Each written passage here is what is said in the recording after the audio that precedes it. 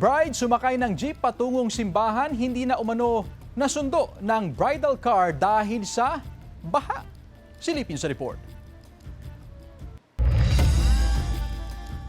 Here comes the bride, all pretty and dressed in white. Pero ang journey patungong altar ni Glyza, malayong malayo sa ilang buwan niyang pinagplanuhan. Tinikman ang araw sa kanyang wedding day, mataas naman ang tubig dahil sa high tide. Ang bridal car na susunod sana sa bride, napaatras sa takot na malubog sa baha.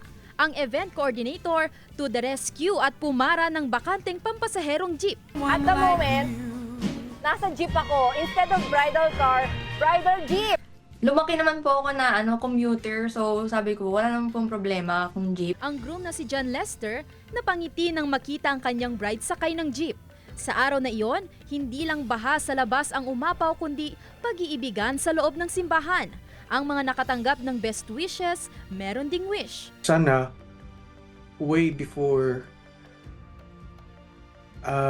meron ng long-term and short-term goals yung local government para maibsan yung Pagbaha, yung pagbaha kasi parang nasanay na lang yung mga tao na every time na umuulan. umuulan ng malakas, babaha ka agad.